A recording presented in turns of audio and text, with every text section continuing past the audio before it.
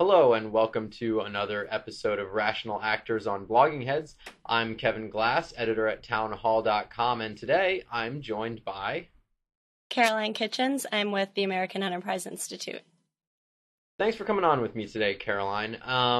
So at the American Enterprise Institute, you guys have just launched an initiative called the Free Market Feminist, and your first newsletter came out, and I kind of wanted to ask you a couple questions about that. One, do you personally describe yourself as a feminist? And two, how does one define themselves as a quote unquote free market feminist? Sure.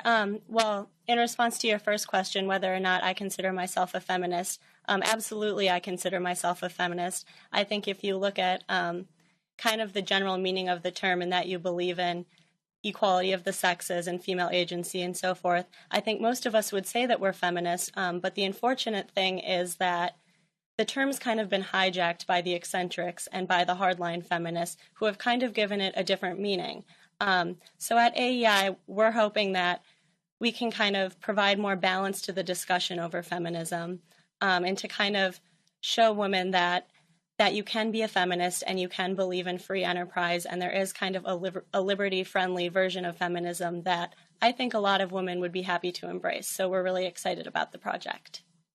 Now, when you say eccentric and hardline feminists, exactly kind of what do you mean by that? I mean, who are the eccentric hardliners out there, and what's kind of that feminist movement like that you worry has hijacked the word feminism? Sure, I would kind of equate it to another way to word it would be victim feminism, kind of the strain in the feminist movement that really thinks that we're, held down by this capitalistic patriarchal society, and that women are just constantly held down by the threat of sexual violence and by patriarchal oppression, and they're committed to seeing female victimhood in pretty much every aspect of society. And as a woman growing up in the 21st century and in the 20th century also, I was really never able to relate to that kind of victimology. I always felt like women were afforded a lot of opportunities, and that there are pros and cons for both sexes. There are many gender-specific challenges that each sex faces, but to speak of women as a second class and to say that they're constantly the victims of discrimination, I think that, first of all, I don't think that's in touch with reality today, and second of all, I think that alienates a lot of women who might want to identify as feminists without claiming the victimhood. Now, when you attack this victimhood conception of feminism, it seems to me like a lot of the, I guess, modern feminist movement and the feminist movement that's kind of more popular in the media that you claim, has hijacked what feminism should be, is a response to what has been for a long time in the past, official, government discrimination against women. And for a long time, that was the case in the United States. Women weren't able to vote for a long time. Women got the vote after African Americans got the vote. And we never had a equal rights amendment, which a lot of the modern feminist movement was pushing for a long time. So it seems, and I'm taking a critique of what you're offering here. It seems like it's not meant to be so much of a victimhood framing of the problem, but more that we definitely have entrenched sexism in society, and it's about kind of fighting these legacy attitudes of sexism that still pervade people's attitudes today. Sure. Well, first of all, I completely agree that, I think that women's liberation and that feminism is one of the great triumphs of civilization. Women absolutely were second-class citizens for a long time. And it's great that through changed attitudes and a lot of laws that we were able to change that. Obviously, of course, women still face some gender-specific barriers, but a lot of the times the answer to that is not more legislation. We already have a vast network of laws that make discrimination against women illegal and that are designed to protect women. And I think a lot of it is politically motivated. There are these progressive women's groups, and they're very, very well funded, very adept at lobbying. Um, and I think that they're really leading the women's movement down the wrong path. So before, I guess, I do want to talk about wage gap legislation that part of the free market feminist is about. But what, let's say you're proposing a policy agenda for what we would call free market feminists, and not rather than a reaction against a lot of the modern feminist movement. What would be, the tenets of moving policy forward for what you would call free market feminism? Sure. Well, first of all, just to clarify, AEI doesn't have any institutional positions on anything. So everything in the free market feminist and everything that I'm explaining are just kind of some ideas that come from AEI scholars.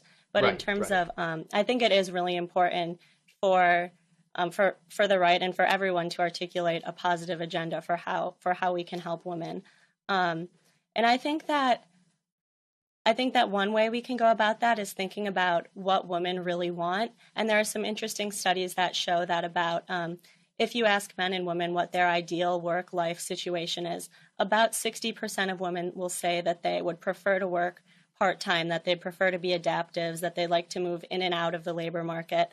About 20% of women are the full time, high powered careerists, and about 20% of women would prefer not to work at all. So I think that when we're thinking about how we can help women and how we can articulate an agenda that will resonate with women, I think it's really helpful to think about that 60% of women that, we have a lot of people right now speaking for the careerist, high-powered careerist feminists, a lot of programs meant to help them in the workplace. But I think a lot of people don't realize that a lot of women might just want more job flexibility.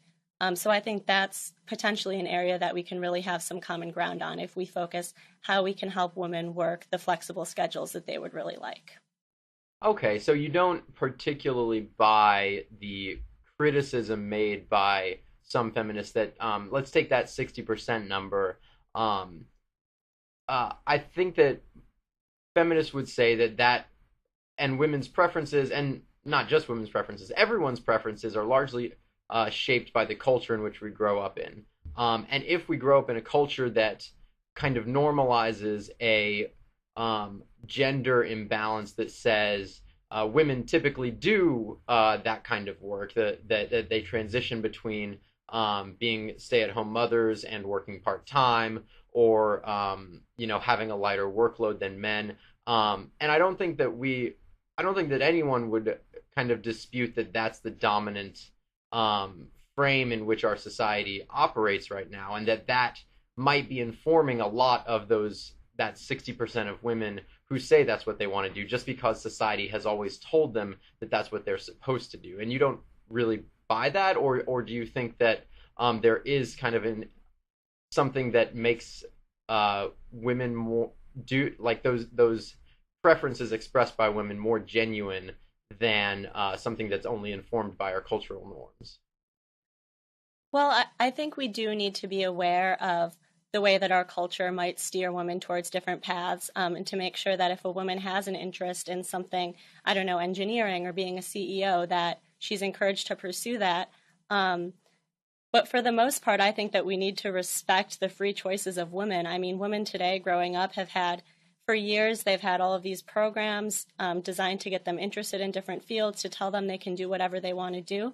And that's great. Those women they should have that possibility. But for most women, I think you need to accept that it might be a genuine life preference, that there are differences between the sexes, and that if given their full set of freedoms, women might choose to pursue working part-time rather than full-time. So I think it's important that we respect the freely made choices by women. Okay. Now, kind of shoehorning off of the freely made choices argument, a lot of the first issue of the free market feminist, which you obviously have took the helm on, focuses on the wage gap, and Mm-hmm. how the 77 cents per dollar figure that is popularly cited by President Obama and a lot of major politicians and a lot of major political figures, is not really accurate when you start to take in corrections to that, like correcting for age, correcting for college major, correcting for hours worked, things like that, correcting for industry. But, and this is something that I think the conservative side of feminism needs to wrestle with. Once you correct for everything, there does still seem to be a wage gap.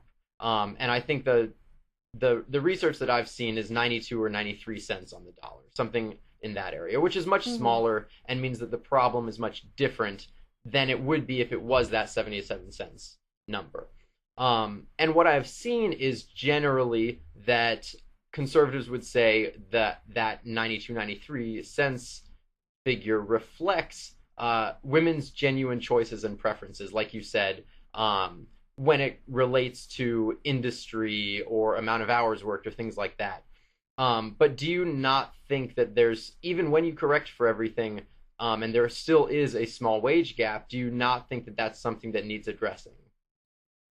I wouldn't say that it needs addressing because we don't know what that gap is.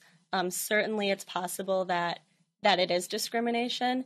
But when you, like you said, when you take the 77 cents and you adjust for, all of the obvious things, job tenure, occupation, hours worked, when you adjust for all of the obvious things, it shrinks to about 5 to 7 cents on the dollar. But it's really, really hard to account for everything that could influence a woman's pay.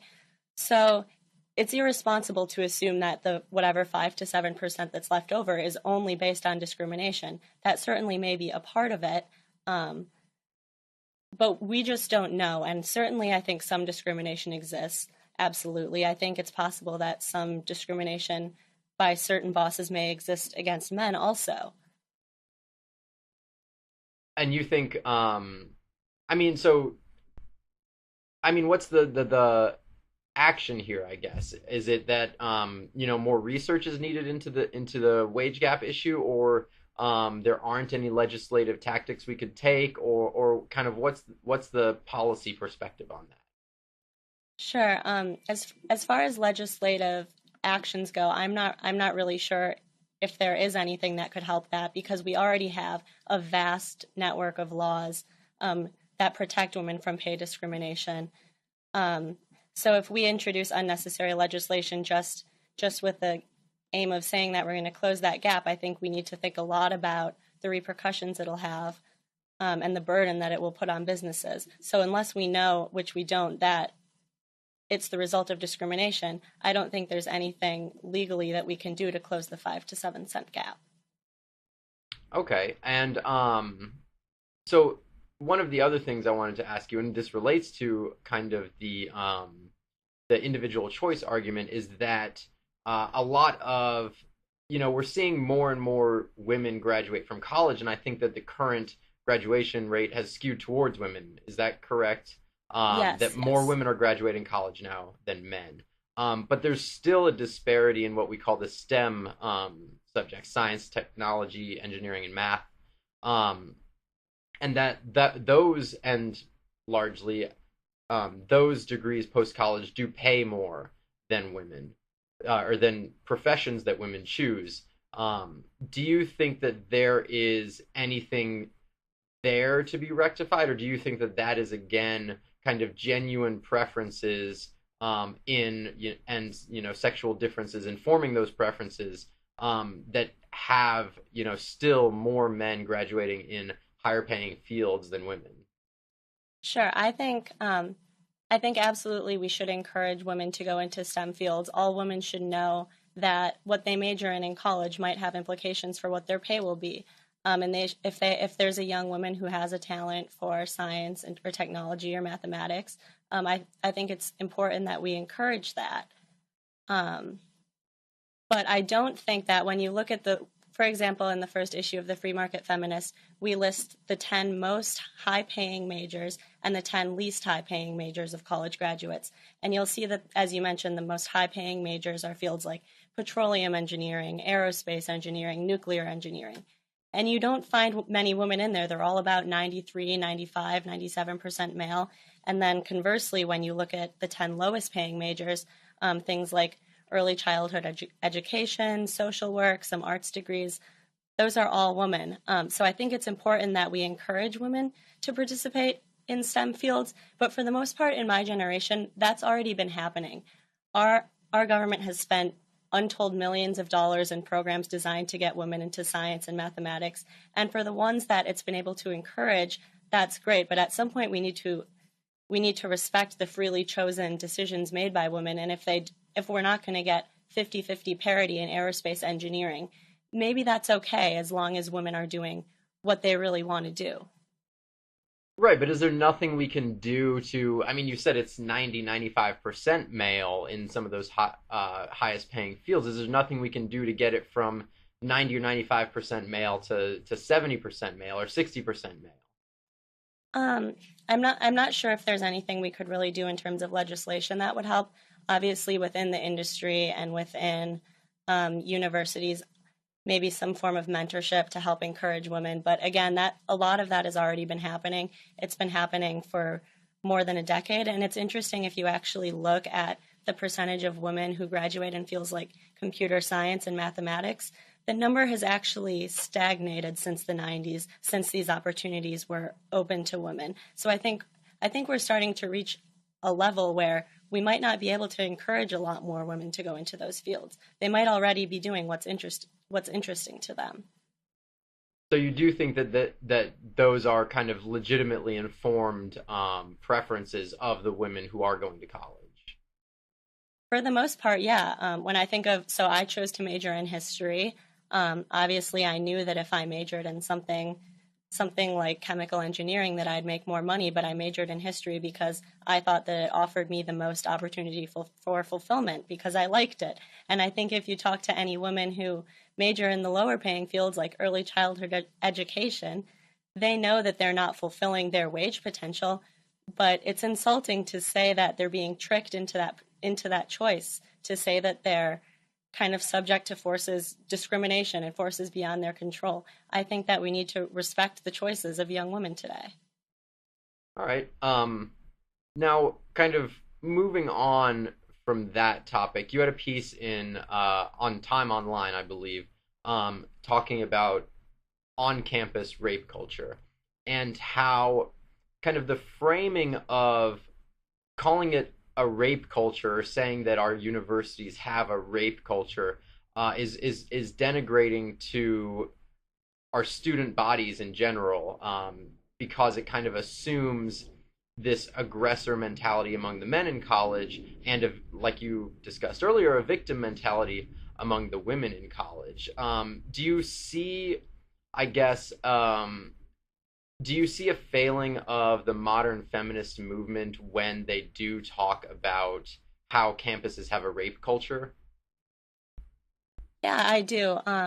The issue with, I think one of the most unfortunate trends in the modern feminist movement is that a lot of women really aren't open to different perspectives. It's become kind of a hostile environment for the free exchange of ideas and to even present different views.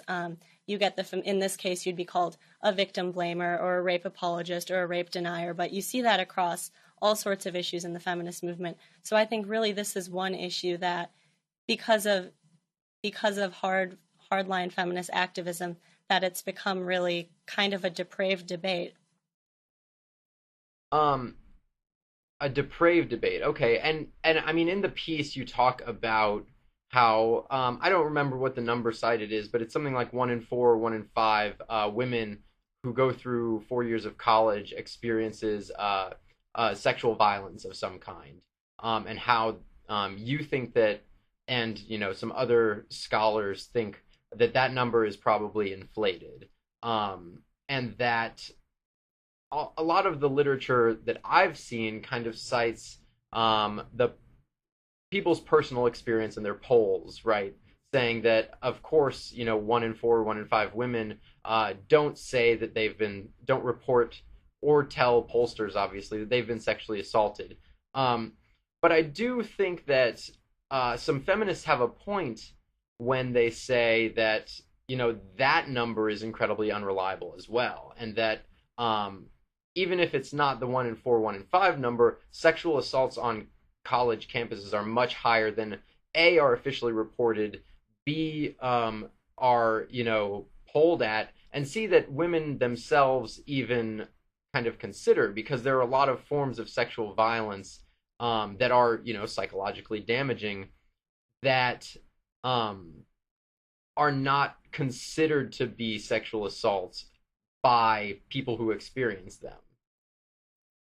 Sure. So, first of all, rape is absolutely an underreported crime. No one denies that. And that's why when you take actual crime data, it doesn't begin to come close to the 1 in 4 or 1 in 5 that you hear, which I'll get to in a minute. But first of all, if you just take the reported crime data at any university or in America and you multiply it by even as much as 100 to account for the fact that the majority of rapes are underreported. And by the way, most of the research shows that some research shows that about 60% of rapes are unreported. Some show that about 90%. But the discrepancy just doesn't come even close. Even if you multiply the crime data by as much as 100, you still don't get anywhere near 1 in 4 or 1 in 5 women. And just to give a little bit of background on the research that shows that 1 in 4 or 1 in 5 women are raped, basically the way you get at those numbers is not from, as you said, if you just ask a woman, have you been raped? You get much, much lower numbers. So in the 1980s, a feminist researcher named Mary Koss developed this new methodology, which was published in Ms. Magazine, where you would ask the woman a series of questions, and the surveyor would decide if they were a victim of rape. So some of the questions were straightforward, like, has anyone ever forced you to be penetrated? But then some of them are a little more up in the air questions, like, have you ever had sex when you were under the influence of alcohol, which some surveyors would automatically count as rape. Or they would ask, have you ever had sex because of intense emotional pressure? And that was counted as rape. So the methodology in itself of having a surveyor determine whether or not a situation counts as sexual assault, that in itself, that methodology in principle is fine if you have unbiased surveyors and they ask good questions.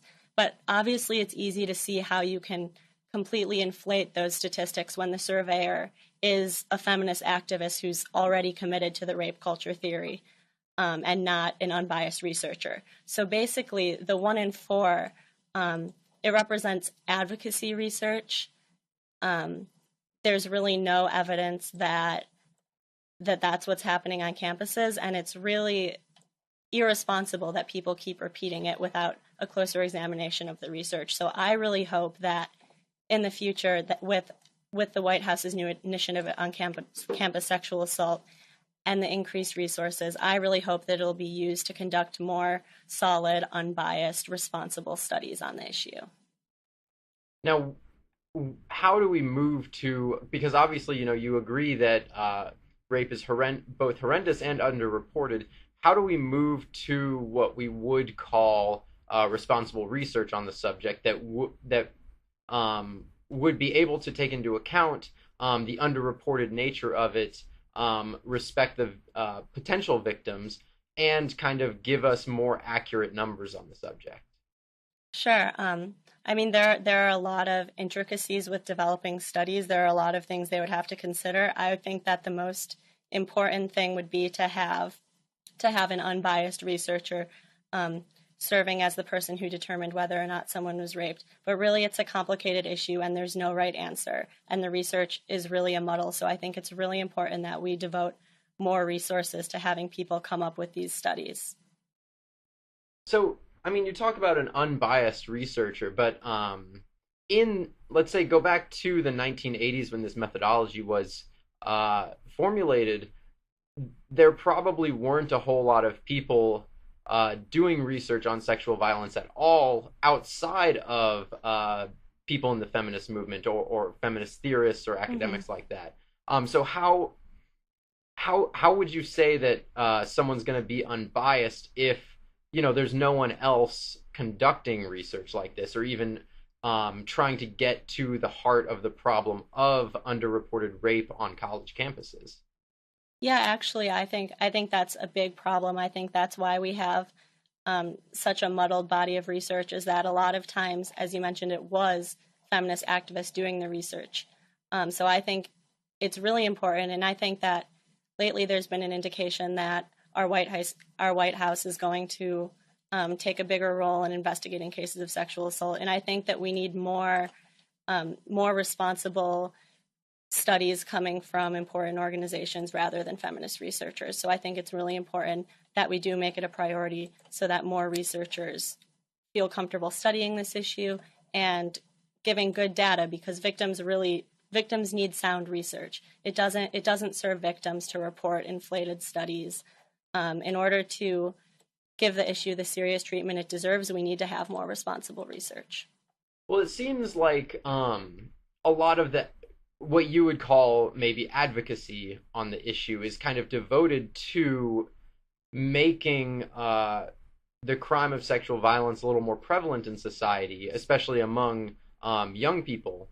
And that seems to me to be, even if the methodology isn't exactly sound, it's trying to get to the problem of it being underreported in the first place. So if you make young women more aware of what constitutes sexual violence, make them more aware that there are people to support them if they do come forward, that would maybe help the underreporting problem, even if at the end of the day the exact statistics aren't exactly that 1 in 4, 1 in 5 number, but trying to create an atmosphere where we're getting towards a reported number that's more accurate.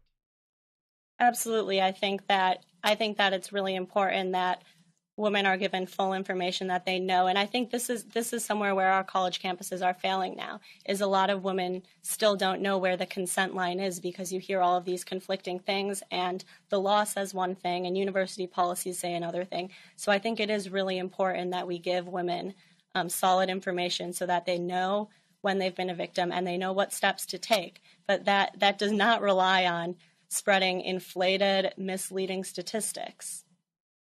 And you seem to place some cachet or confidence in this new White House initiative.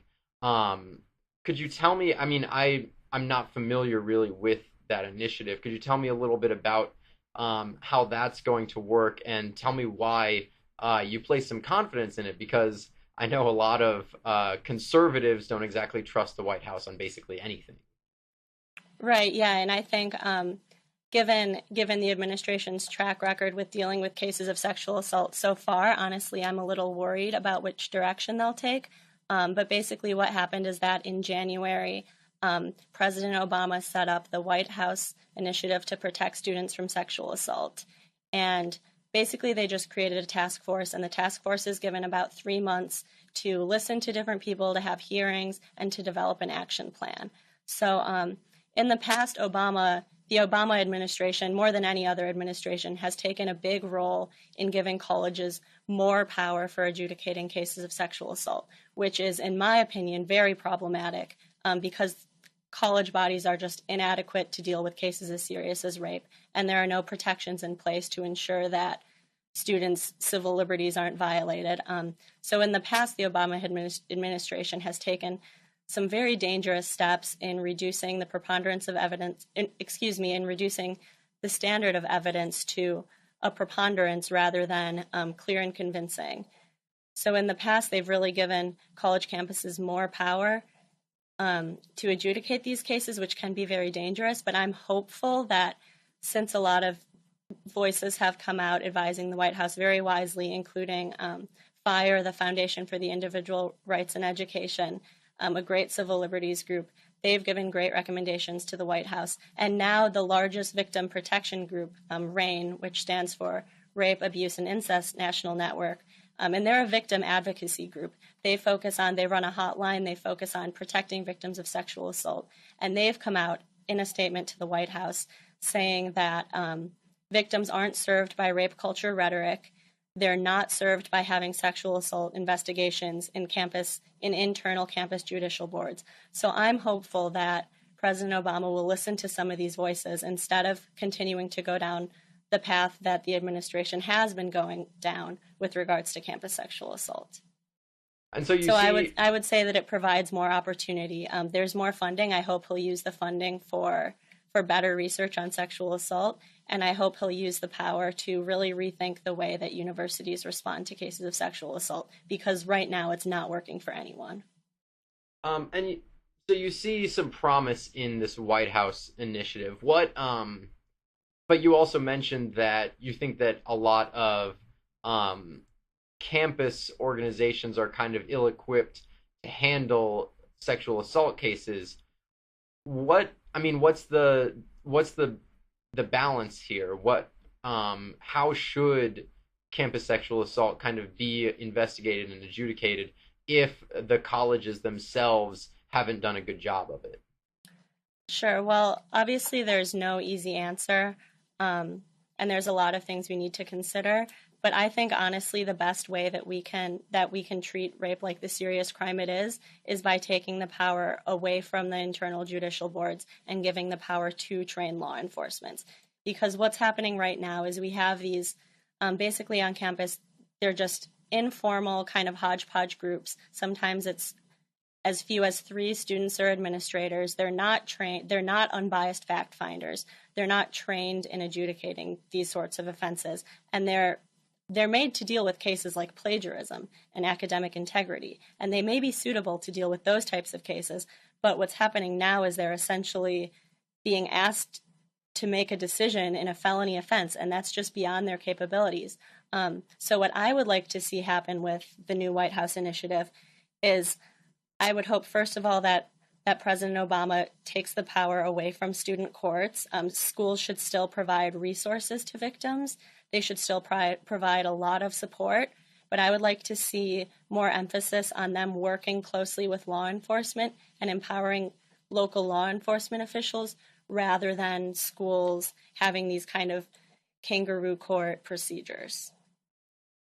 And what are the ways in which what you just termed kangaroo courts are failing our students now? I mean, how is this a failure in its status quo, and how is it so large of a failure that this status quo that you described needs to be dismantled?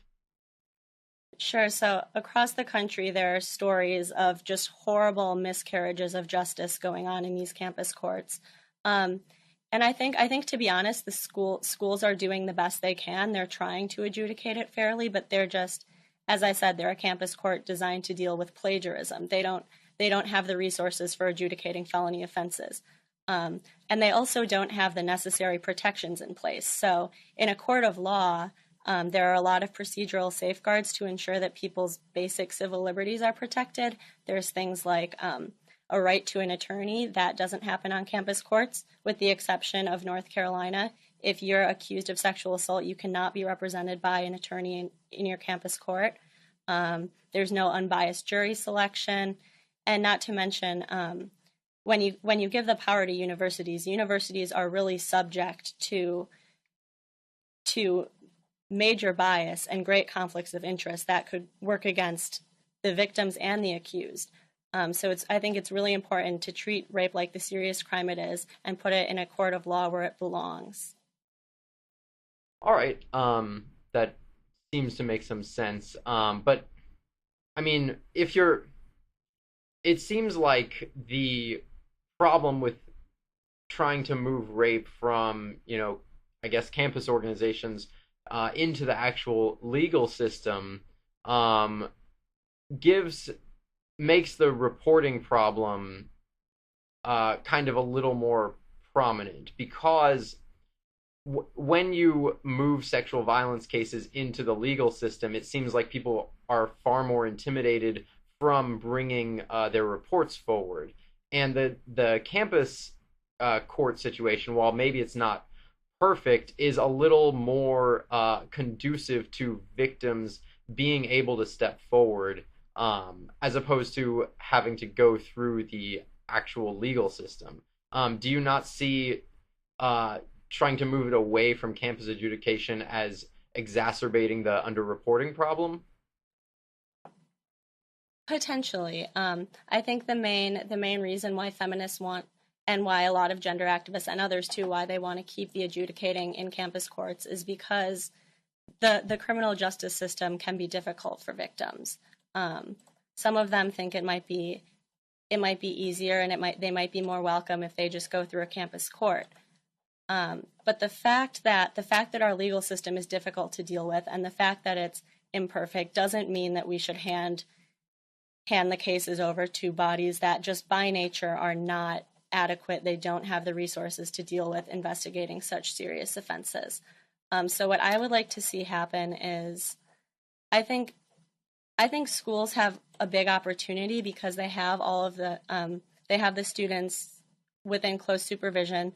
They have kind of a great platform for reaching students. So I would like to see them work really closely with students and with local law enforcement to encourage reporting and to give them counseling services.